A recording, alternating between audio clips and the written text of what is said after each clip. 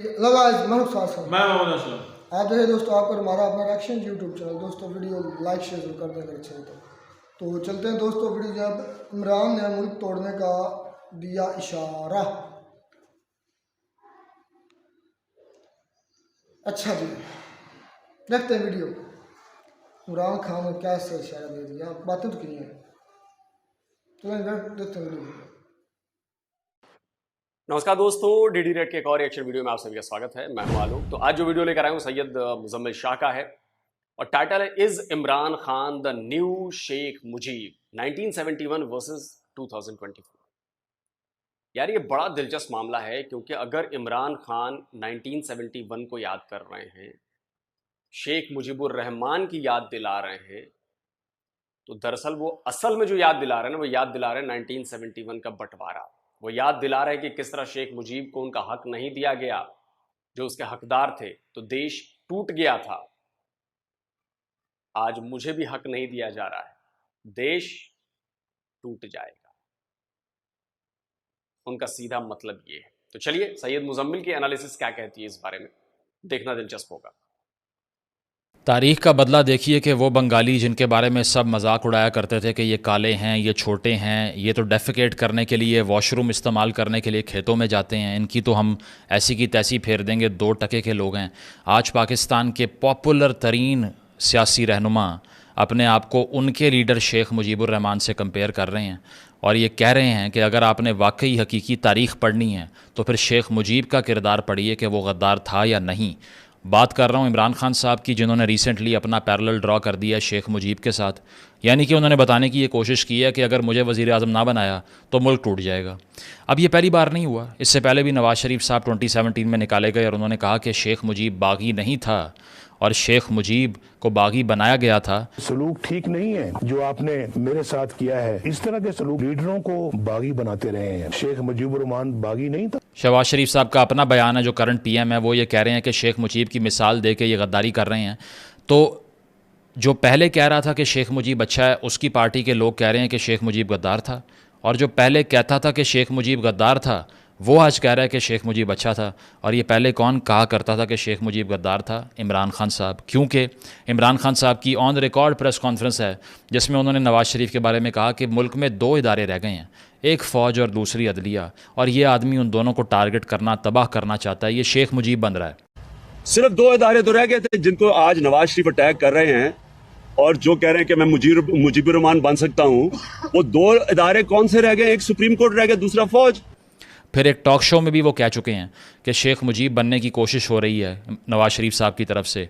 फिर पीटीआई के official Twitter handle से नईमुल हक साहब के नाम से ट्वीट हो चुका है कि शेख मुजीब बनने की कोशिश कर रहा है नवाज़ शरीफ। तो उस दौर में उनके लिए शेख मुजीब गाली थी, अब सवाब का काम हो गया है। और नवाज़ शरीफ साहब के लिए उस दौर में शेख मुजीब सवाब का काम था, आज उनके भाई शहबाज शरीफ साहब के लिए ये गुनाह का काम हो चुका है। ये है मजाक, और ये है, वो कहते हैं ना कि वो लगा हुआ है कैमरा, हाथ हिला दें। तो आप लोग भी कैमरे में देख के हाथ हिला दें।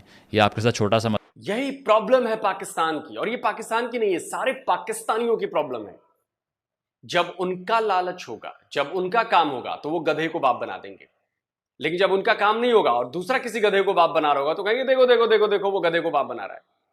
लेकिन जैसे ही लगेगा कि यार इसमें मेरा फायदा है, तो उसी गधे को वो अपना भी बाप बना लेंगे और पीछे वाली बात भूल जाएंगे।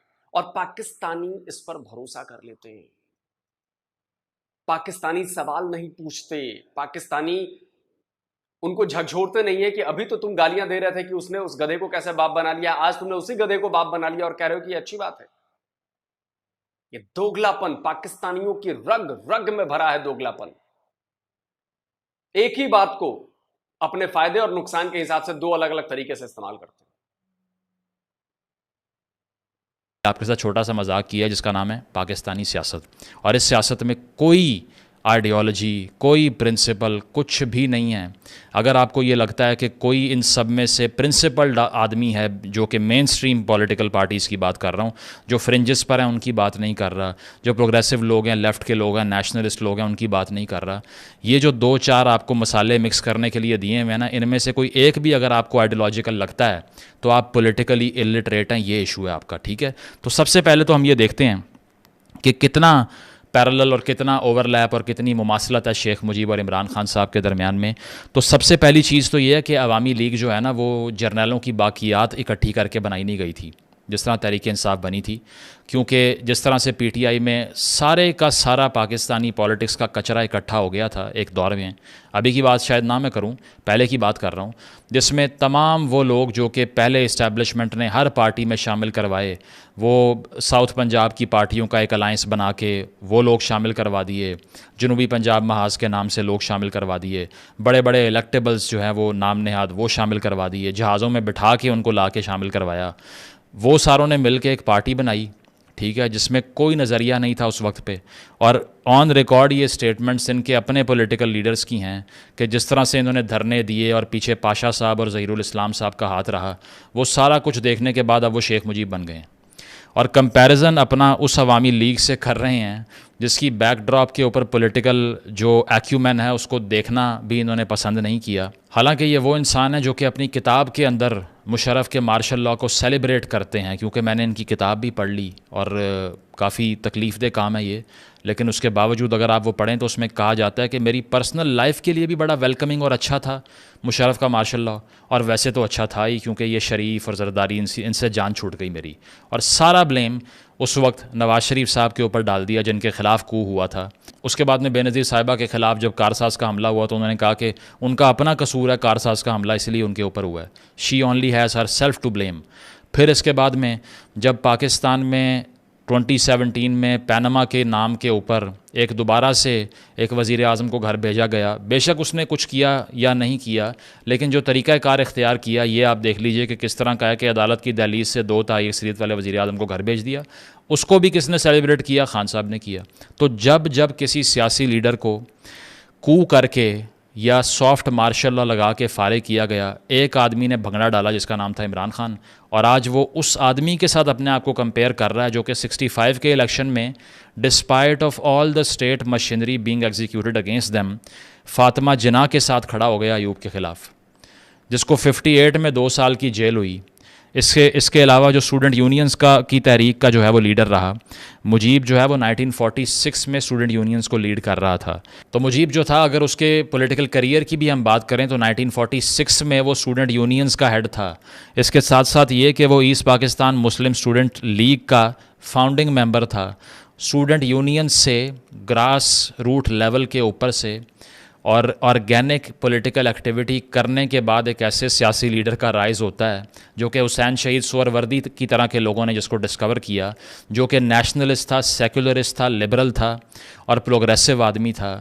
उसको एक ऐसा आदमी अपने साथ कंपेयर कर रहा है जो फ्लोर ऑफ द हाउस पे कहता है कि उसामा बिन लादेन शहीद था, जो तालिबान को कहता है कि 5000 मेंबर्स को लाके मैंने सेटल करवाना था, मेरा सारा प्लान तबाह कर दिया, जो सबसे बड़ा सिस्टम में तालिबान का अपोलोजिस्ट है, जो सबसे बड़ा राइट विंग की पैंडरिंग करने वाला आदमी इस तरह से है कि वो जलसों में या धरनों में या हर जगह खड़े होके उसी इस्लामी टच का बेजा इस्तेमाल करता रहा जिसने इस मुल्क को बर्बाद किया, डेलूजनल किया है। और इस मुल्क की जड़ों के अंदर ये आइडियोलॉजी इस तरह बैठी है कि सियासतदानों ने लबादा ओढ़ लिया एक पार्टी का, पायसनेस का, और उसकी बुनियाद पे आवाम को बेवकूफ़ बना के वोट लेते रहे। तो इन्होंने आके वो सारा राइट विंग कंजर्वेटिज़म जो है उसमें चम्मच हिला के उसको मज़ीद स्ट्रॉन्ग कर दिया, मज़ीद मिक्स कर दिया, और वो आके एक ऐसे लीडर के साथ कंपैरिजन कर रहा है अपना जिसने एक नेशनलिस्ट डिमांड और एक नेशनलिस्ट स्ट्रगल की। और दूसरा सबसे बड़ा मजाक ये है कि खान साहब लॉन्च ही इसीलिए हुए थे कि पाकिस्तान में सेंट्रलाइजेशन ऑफ पावर हो। उसकी वजह यह है कि जरदारी साहब के अंडर जब 18वीं तरमीम हुई और पीपल्स पार्टी और नून लीग ने मिसाके जमहूरियत किया तो उसको मुकमुका कहने वाला पहला आदमी इमरान खान था, जो कि नस्ल दर नस्ल इस्टेब्लिशमेंट ने गोद लेके इस मुल्क में परवान चढ़ाया ताकि कहीं ये 2 पार्टीज़ इकट्ठी होके डेमोक्रेटिक कंसोलिडेशन ना कर दें। इसीलिए इनको रोकने के लिए हमें तीसरी कुव्वत चाहिए, और इसका एतराफ़ ज़हीरुल इस्लाम साहब जो कि XDG-ISI हैं ख़ुद जलसे में खड़े होकर कर चुके हैं कि हमने तीसरी कुव्वत को रास्ता दिया क्योंकि वो बेहतर थे। और ये सारा कुछ करने के बाद मल्टीपल इंटरव्यूज़ हैं खान साहब के जिसमें वो फरमा रहे हैं कि सदारती निज़ाम बेहतर होता है। इसके अलावा पाकिस्तान में जमहूरियत इसलिए नहीं आ सकती कि यहाँ पे वो अभी ह्यूमन कंटेंट नहीं है, ये वो अवाम नहीं है, अभी ये वो लोग नहीं हैं जो कि अवाम में इतना शऊर हो जितना वेस्ट के अंदर है। इसीलिए यहाँ सदारती निज़ाम होना चाहिए। और अब आकर क्या सफाई दे रहे हैं अपने इस ट्वीट पे? सफाई ये दे रहे हैं कि हमने असल में ये कहा है कि एक आदमी का रूल नहीं होना चाहिए। भैया आपकी सारी पार्टी एक आदमी का रूल है। आप इस बात का जवाब दे दें कि खान साहब अगर नहीं होते तो इनकी एब्सेंस में कौन पार्टी का हेड बनेगा। अभी से पार्टी के अंदर 6 फ़िरके बन गए हैं आपके। एक आदमी बयान देता है, दूसरा डिनाई कर देता है, दूसरा बयान देता है, वो डिनाई कर देता है। मरवत साहब को अलग किया हुआ है, बैरिस्टर गौहर अलग हुआ है, उमर अयूब साहब अलग हुए हैं। अपोजिशन लीडर का नाम क्या है? उमर अयूब, अयूब खान की फैमिली से, जिसने सबसे पहले शेख मुजीब को जेल में डाला। मजाक का आप मुलाहिजा करें रिपीटेडली कि किस लेवल का हो रहा है कि जो भी दीवार से लगता है, चूँकि उसे वज़ीर आज़म बनने में अभी 3-4 साल होते हैं, वो शेख मुजीब बन जाता है। और जैसे ही वज़ीर आज़म बनता है तो शेख मुजीब को गाली देना शुरू कर देता है। साथ साथ ये कि आपका काम ये था कि आप पाकिस्तान में 18वीं तरमीम जो हुई है इसको डीरेल करें, इसकी डिरेलमेंट करें। आपने रिपीटेडली इसके ख़िलाफ़ काम किया। आपके एक्स वज़ीर दाखिला ने भी इसके ख़िलाफ़ बयानात दिए। और अब आकर आप उस शेख मुजीब के साथ पैरेलल ड्रॉ कर रहे हैं, जिसके 6 नुकात का पहला नुक्ता ही ये था कि we need true parliamentary democracy, no presidential system. Sheikh Mujib का इशू ये था कि आपने जो ये 1 यूनिट स्कीम बना के सदारती निज़ाम बनाया है, इसने पाकिस्तान को बर्बाद किया है। इसीलिए हमें पार्लियामेंट्री डेमोक्रेसी चाहिए। तो जिस आदमी के डिमांड लिस्ट की पहली डिमांड ही वो है जिसके आप ख़िलाफ़ लॉन्च हुए थे, उसके साथ पैरेलल ड्रॉ करके लोगों को बेवकूफ़ बनाएंगे अब आप। इसके साथ साथ ये कि चौथी डिमांड जो शेख मुजीब की थी 6 नुकात में से, वो ये थी कि मेरे प्रोविंस को उसका पूरा मॉनेटरी यानी कि जो उनका इकनॉमिक शेयर है, मुआशी शेयर है, वो दिया जाए। 18वीं तरमीम की बुनियादी ये थी और आप उसके ख़िलाफ़ काम कर रहे थे। इसके अलावा आपने तमाम महकमों के अंदर, सरकारी महकमों के अंदर रिटायर्ड अफसरान की भर्तियों का बेजा इस्तेमाल किया। आपने अपोजिशन का मुंह बंद किया और आज आके आप ये कह रहे हैं कि चूँकि मैं 11 महीने से जेल में हूँ तो मेहदी हसन को मैं इंटरव्यू दे के झूठ बोलूँगा। उसकी वजह यह है कि उसमें वो सॉलिटरी कन्फाइनमेंट में होने की बात कर रहे हैं, जो कि वो नहीं है। इनफैक्ट वहाँ 5-6 लाख रुपए की रोटी आ रही है 1 महीने की। मैं ये नहीं कह रहा कि जेल में होना कोई बहुत प्लेजेंट चीज़ है, बेशक वो जेल लेविश भी हो, जेल तो जेल होता है। And I think that a person suffers imaginatively more than reality. But Imran Khan के अपने अल्फाज हैं अमेरिका में जाके कि ये कैसा जेल है नवाज़ शरीफ का जिसमें AC भी लगा हुआ है, जिसमें TV भी लगा हुआ है, ये तो कोई जेल नहीं है। अगर हमने आपको जेल सजा के लिए भेजा हुआ है तो जिस तरह के ये जेलों में रह रहे हैं, इससे ये तो सजा नहीं है। लोग तो खुशी से, आधी पब्लिक तो खुशी से जेल में जाएगी अगर उनको TV भी मिल जाए, खाने भी मिल जाए, एयर कंडीशन भी मिल जाए। तो कोटिंग, और यकीन मानिए इनको भी सब मिल रहा है। इनको बाकायदा जिम के इक्विपमेंट्स मिले हुए हैं इमरान खान को एक्सरसाइज करने के लिए। Handsome PM, farmer PM exercise करेंगे भाई, खिलाड़ी आदमी हैं। और भी पता नहीं क्या क्या चीज़ें मिलती होंगी इनके। तो इनका इतिहास बड़ा चर्चे में रहा है ना भाई, बहुत चर्चे में रहा है। इनकी अय्याशियों के चर्चे तो क्रिकेट ग्राउंड्स के बाहर समझ आते थे। जो लोग जानते हैं कि मैं क्या बात कर रहा हूँ, इसमें कई पाकिस्तानी क्रिकेटर होंगे फॉर्मर जो जानते हैं कि मैं क्या बात कर रहा हूँ। कोटिंग इमरान खान इन इमरान खान ओन केस कि इमरान खान की अपनी डेफिनेशन के मुताबिक ये जेल नहीं है जिसमें इस वक्त वो हैं, क्योंकि वहाँ देसी मुर्गी आ रही है, वहाँ मटन आ रहा है, वहाँ 5 से 6 दिन का मेन्यू घर से खाना आता है, वहाँ ट्रेडमिल है, वहाँ वॉक करने के लिए एक लॉन है, वहाँ पे आपको इतनी बड़ी जगह दी गई है जहाँ पे 50-60 लोग होने चाहिए थे, वहाँ आप अकेले फिर रहे हैं। तो फिर आपकी डेफिनेशन पे पूरा उतरते हुए ये तो जेल वाकई नहीं है। साथ साथ ये कि मुझे याद नहीं आता कि शेख मुजीब साहब ने ये कब कहा था कि मैं असम्बली तोड़ दूँगा अगर मुझे याया खान कहे तो। आपने तो ये कहा हुआ है कि मैंने दोनों असम्बलियाँ अवाम के वोट से, लाखों वोटों से आई हुई इसलिए तोड़ दी कि मुझे एक आर्मी चीफ़ ने हुक्म दिया कि इसको तोड़ दो। तो मेरे लिए एक सरकारी अफसर की हैसियत जो है वो आवाम के वोट से ज़्यादा है। ये शेख मुजीब बनेंगे। साथ साथ ये कि एक होता है ना कि आप एक बात करें और उस स्टांस पे खड़े हो जाएं। अब आजकल क्या हो रहा है कि वो सब के सब मिल के PMLN के ट्विटर अकाउंट से पुराने ट्वीट्स निकाल के ट्वीट कर रहे हैं कि ये देखें अंकल, ये देखें, ये भी कर रहे थे, हम अकेले नहीं हैं। ये भी नवाज़ शरीफ ने पहले कहा हुआ है कि जर्नैल अपने हदूद में क्यों नहीं रहते, ये क्यों इससे बाहर आते हैं, ये क्यों कू करते हैं, ये क्यों मार्शल लॉ लगाते हैं, तो इन्हें भी पकड़ें। तो इनका तो मौक़िफ़ सिर्फ यही है कि ठीक है हमें नहीं आने दे रहे तो इनको भी तो निकालो कम अज़ कम। जो खान साहब का वोट ऑफ नो कॉन्फिडेंस की रात को था कि बेशक रूल फॉर लाइफ ले लो, ताहयात एक्सटेंशन ले लो, इनको ना लाना अगर मुझे नहीं ला रहे तो ये वो ज़िद्दी बच्चा नहीं होता जो कहता है कि मैं अगर मुझे नहीं खेलने दे रहे तो फिर मैं इनको भी खेलने नहीं दूंगा। कहाँ कंपैरिजन कर रहे हैं आप एक ऐसी स्ट्रगल का जो कि 48 से शुरू हुई। मैं कंडेम करता हूँ इस चीज़ को, अगर उसमें वायलेंस किया गया, मैं कंडेम करता हूँ दोनों तरफ के वायलेंस को जो कि हुआ उस दौर के अंदर। लेकिन आपको ये लगता है कि सिर्फ शेख मुजीब इसीलिए बागी हो गया कि उसको वज़ीर आज़म नहीं बनाया? मतलब उससे पहले एक ज़ुबान का मसला, दूसरा उनका वहाँ पर लोकल मिलिट्री फोर्स ना होने का मसला, 65 की वॉर में आपने बॉर्डर खाली छोड़ दिया, तीसरा रेवेन्यू ना मिलने का मसला, चौथा फॉरेन रिलेशंस कायम ना करने देने का मसला, पांचवा जो है वो गुजरगाहें ना देने का मसला, छठा जो है वो इंडिजिनस रिसोर्स एक्सप्लॉयट होने का मसला। ये सारे आपको लगते ही नहीं कोई इशू था? आपको लगता है कि शेख मुजीब वज़ीर आज़म नहीं बना इसीलिए वहाँ पे मुल्क आधा टूट गया और अब मैं भी आधा मुल्क तोड़ दूंगा? लेकिन एक बहुत बड़ा पॉइंट आप मिस कर गए मुजम्मिल भाई। आपको बांग्लादेश के जेनोसाइड की याद दिलानी चाहिए थी, मुझे लगता है। आपको याद दिलाना चाहिए था कि पाकिस्तानी फौज ने किस तरह वहां पर लाखों महिलाओं के साथ क्या किया। आपको याद दिलाना चाहिए कि वहां की यूनिवर्सिटी में छात्रों के साथ किस तरह गोलियां मारी गई उनको, ढाका यूनिवर्सिटी। आपको याद दिलाना चाहिए कि किस तरह वहां पर लाखों बांग्लादेशियों का कत्ल कर दिया गया पूर्वी पाकिस्तान के लोगों का, आपकी फौज ने की। और ये सबसे बड़ी वजह थी बांग्लादेश अलग बनाने की मांग। सबसे बड़ी वजह थी ऑपरेशन सर्च लाइट। खैर, आपको भी तो पाकिस्तान में रहना है। तो बात यह है, इस वीडियो का क्रक्स ये है कि मैंने वैसे तो 3-4 महीने बाद जनाब का नाम लिया है और 3-4 महीने के बाद मैंने इन पे वीडियो कर दी है। उसकी वजह यह है कि इसका एक हिस्टोरिकल कॉन्टेक्स्ट है। Otherwise Pakistani politics is totally futile and pointless. It should be completely avoided because it has no consistency, no linearity and no ideology at all. इसके ऊपर टाइम भी इन्वेस्ट नहीं करना चाहिए। ये सिर्फ उन लोगों के लिए था जो कि नए नए एक्साइटेड हुए ना हमूदुर रहमान कमीशन का रिपोर्ट का नाम सुन के। तो उस कमीशन रिपोर्ट में 15 जर्नलों के ख़िलाफ़ कार्रवाई का रिकमेंडेशन दी गई है। और ये जनाब इनकी पार्टी के सारे लोग अभी क्या कह रहे हैं कि हमने सियासी आर्ग्यूमेंट किया, हमने तो इस्टेब्लिशमेंट को हिट ही नहीं किया। भाई ना हिट करो, या हिट करो या ना करो, एक तरफ आओ। ये किस किस्म की पॉलिसी है कि अब आप मेहदी हसन को इंटरव्यू दे के कह रहे हो कि नहीं अमेरिका इन्वॉल्व नहीं था, असल में सारा कुछ बाजवा ने किया।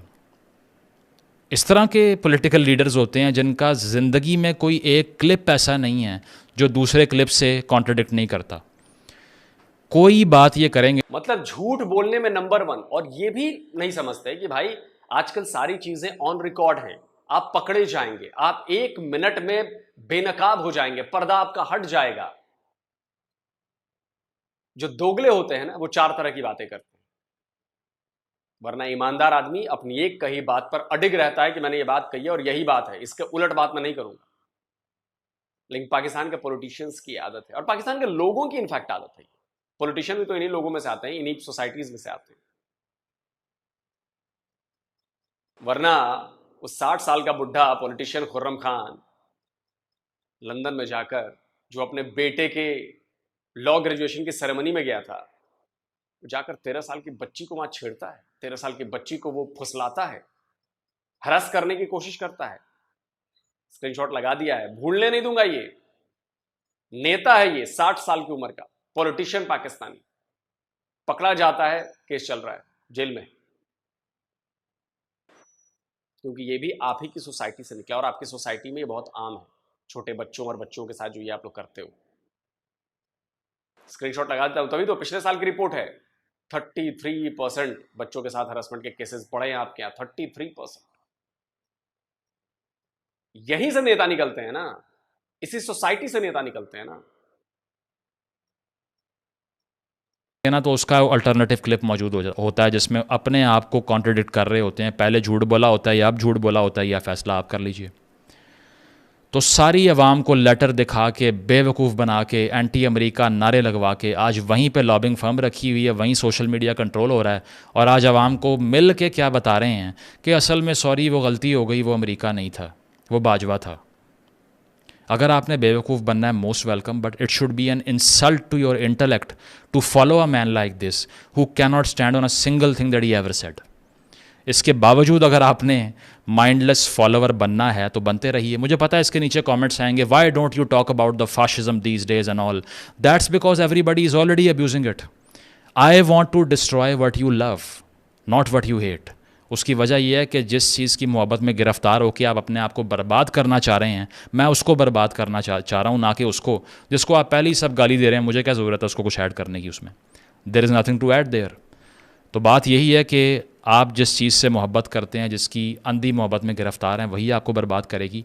ऐसे लोगों के बयानात में बिल्कुल ट्रस्ट ना कीजिए। कल वापस आएंगे, शेख मुजीब को गाली देंगे और कहेंगे कि जिस तरह पहले कहा करते थे ना, बाजवा साहब से बड़ा कोई डेमोक्रेट है ही नहीं, तो कहेंगे कि हर आर्मी चीफ जो आगे भी आएगा ना फ्यूचर में डेमोक्रेट होगा। इसीलिए अगर इन पर ट्रस्ट करना है, अपना टाइम ज़ाया कर रहे हैं आप। Thank you. चलिए दोस्तों, वीडियो ख़त्म हो गया और आपने मामला समझ लिया ना। मामला बहुत गंभीर है। पाकिस्तान के लोग शायद ये नहीं समझ रहे हैं, लेकिन सैयद मुजम्मिल ये बात समझ रहे हैं, मैं यहाँ पर ये बात समझ रहा हूँ और भारत की जनता भी ये बात समझ रही है।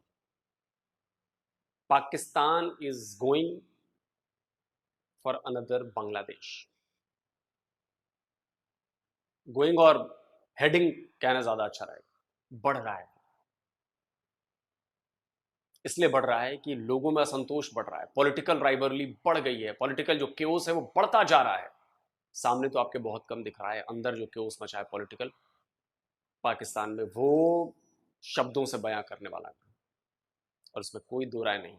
एक गंडापुर है, वो भी अलग अपना इलाका लेके पड़ा है, इमरान खान अलग कह रहे हैं और ये साफ साफ संकेत है कि इमरान खान धमकी दे रहा है कि अगर देखो जल्दी कुछ करो, पावर दो मुझे, नहीं तो टूटेगा, पाकिस्तान टूटेगा। समझ रहे हैं? और धीरे धीरे ये रातों रात चीजें नहीं होती, धीरे धीरे चीजें बिल्डअप होती हैं, धीरे धीरे चीजें आगे बढ़ती हैं, धीरे धीरे चीजें होती हैं और पाकिस्तान टूट के उस मुहाने पर पहुंच गया है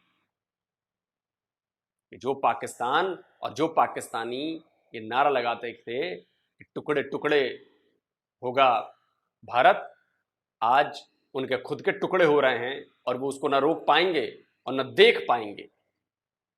और एक दिन खबर आएगी कि पाकिस्तान फिर से टूट गया, पाकिस्तान फिर से बट गया, पाकिस्तान से एक और नया देश बन गया जिसका पीएम इमरान खान है। पाकिस्तानियों को मेरी बातें अच्छी नहीं लग रही होगी, उनको लग रहा होगा क्या ये उलूल जुलूल बकवास कर रहा है, लेकिन बांग्लादेश के टाइम भी ऐसा ही हो रहा था। आपके जनरल नियाजी ने बोला था, हाँ इमरान खान नियाजी के ही खानदान वाले थे, जनरल नियाजी, तो उन्होंने बोला था मेरी लाश पर से गुजरना होगा और तो अगले ही दिन उन्होंने 93,000 सरेंडर कर दिया, बांग्लादेश बन गया।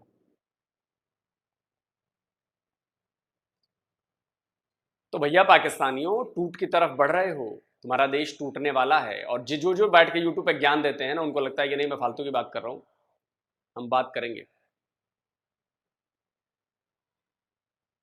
टूटने से बचा सकते हो तो बचा लो, सड़कों पर उतरो, प्रोटेस्ट करो, जो सही काम हो वो करो, वरना देश गवा दोगे अपना।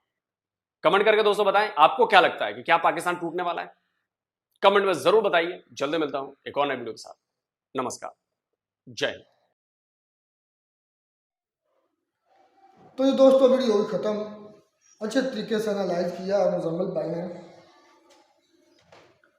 ये ज़रूर सच है, इमरान खान फौज के कंधों पर चढ़ कर आया, पीएम बने थे। ये भी सच है कि जनरल ज़हीरुल इस्लाम ने सारा प्रोपेगेंडा किया था उस वक़्त की गवर्नमेंट के ख़िलाफ़, उस वक़्त के इदारों के ख़िलाफ़। ये भी सच है जनरल पाशा ने सारे प्रोपेगेंडा किया था। ये भी सच है जो भी नई हुकूमत बनती है हमारे से जर्नैल की मरहून मिन्नत होती है, कर्नल ब्रिगेडियर हमारी फ़ौज की मरहून मिन्नत होती है। ये अटल फैसला है। अब उनको, और जब उनको देखते हैं कि यार ये मेरा पपेट अच्छा है, इमरान खान को उन्होंने एक्सपीरियंस किया कि ये कैसा पपेट रहता है, क्या हमारे हक में ही रहता है कि हमारे अगेंस्ट रह जाता है, और ये ऐसे कमले हैं, ऐसे कम अकल है कि जो उनको लेकर आते हैं उनके खिलाफ फिर ये भागना शुरू हो जाते हैं। तो ज़ाहिर बात है वो भी फिर आगे बड़े बिगाड़ है, वो भी इनको फिर उतार के नीचे फेंकते हैं। तुम होते कौन हमें बात करने वाले? तो इमरान खान को नो डाउट लेकर आने वाली भी हमारी आर्मी है और उसको उतारने वाली भी हमारी आर्मी है। तो सारी की सारी गेम हमारी आर्मी के हाथ में है, सारी की सारी गेमें वही बात हो गई ना कि कुछ लड़कियां हैं तो उनमें से एक आधा ऐसी चुन ली मॉडल्स कि इसको ठीक है, इसको सेट पे परफॉर्म करवाओ, अगर ये सही चलेगी, हाँ। हमारे साथ कोऑपरेटिव होगी ठीक तो है। इसको चलाएंगे, नहीं चलेगी तो साइड पे साइड कर को देंगे, नहीं किसी और को पकड़ लेंगे। ये तो वही बात होगी ना हमारे मुल्क की। तो वाकई हमारे मुल्क में ये एक कह लें कि 76 सालों से यही हो रहा है। आगे जो पेश किया जाता है ना, वो आम पब्लिक में से कोई उठा के लाए आते हैं, लेकिन पीछे जितने भी फैसले होते हैं वो जैसे इमरान खान भी कहते हैं कि बंद कमरों में फैसले होते हैं, तो वो वाकई वही करते हैं जो हमारे मुल्क के सरदार हैं। बंद कमरों का मतलब है कोर कमांडर कॉन्फ्रेंस, जी जी, GHQ हो गया। GHQ हो गया, ठीक है, हेडक्वार्टर्स IS के सारे उसमें ये फैसले होते हैं। तो ये बिल्कुल बात ठीक है कि जो जब इलेक्शन हुआ था ना इमरान खान की पहली दफ़ा जब आया है, तो उस वक्त भी जो इस दफ़ा हुआ है उस वक्त भी यही हुआ था कि मेरे ख्याल में 8-10 दिन काउंटिंग होती रही और उसके बाद भाई पता ही नहीं चला कि क्या हुआ है। यकदम उन्होंने अनाउंस कर दिया कि भाई जो इमरान खान है वो जीत गए। तो यही होता है, जब आपने किसी को जितवाना हो ना तो फिर 5-7 दिन जो है इलेक्शन की काउंटिंग होती है वोटों की, और उसके बाद यकदम आप आगे ला के कर देते हैं कि ये आपका नया सरदार है जी। छोटा सरदार, बड़े सरदार तो बहुत बड़े हैं, वो पीछे ही होते हैं। तो ये वाकई है कि जो आते हैं वो इनकी मरूने मिन्नत ही होते हैं, और जो इनके खिलाफ बोलेगा फिर उनको साइड पे कर देंगे और नए को ले आएंगे। तो नवाज शरीफ भी बार बार यही कहते थे जब भी आते थे कि भाई ये हमें क्यों नहीं सियासत करने देते, ये बीच में टांगे अपनी क्यों उड़ाते हैं। तो आज फिर वो उन्हीं के कंधों पे वो भी आ गया ऐसे ही। भाई, उन्हीं की वजह से आया है ना, खुद तो नहीं आया। अच्छा, शेख मुजीबुर रहमान की बात करते हैं। शेख मुजीबुर रहमान एक सच्चे और सुच्चे जो थे सियासतदान थे, पॉलिटिशियन थे। वो सच में रियासत के अगेंस्ट नहीं थे, वो रियासत के हक में थे। वो बीबी फातिमा यानी कि जो कायद आज़म की सिस्टर थी, उनके बहुत बड़े सिपाही थे और डेमोक्रेसी के हक में थे, लेकिन उसको मार्शल लॉ था तो सारी की सारी चाबियाँ हमारे अयूब खान के हाथ में। ये बिल्कुल सच्ची बात है। मैं भी कभी कभी हंसता हूँ कि ये इमरान खान भी बहुत बड़ा मस्करा है तो हमारा लीडर है, मस्करा इस लिहाज से। अब देखो उमर अयूब कौन है, उसी अयूब खान का पोता है कि पता नहीं बेटा का पोता मेरे ख्याल में, तो बेटा है उसका, पता नहीं जो भी है, लेकिन है उसी की नस्ल का। उसके बाद जितने भी डिक्टेटर हैं उनके जो कोई ना कोई रिश्तेदार या उनकी कोई, मुजम्मिल ने बातें सही की हैं। आपने कहा मुजम्मिल खिलाफ है, खिलाफ नहीं है वो इमरान खान। उसने एक एनालिसिस किया और बड़ा शानदार एनालिसिस किया। उन्होंने कहा कि ये वही इमरान खान है जो कभी नवाज शरीफ को शेख मुजीबुर रहमान कहते थे, अपने ट्विटर अकाउंट से ये मतलब कि ट्वीट्स करते थे नवाज शरीफ के अगेंस्ट कि ये शेख मुजीबुर रहमान बनने की कोशिश कर रहा है।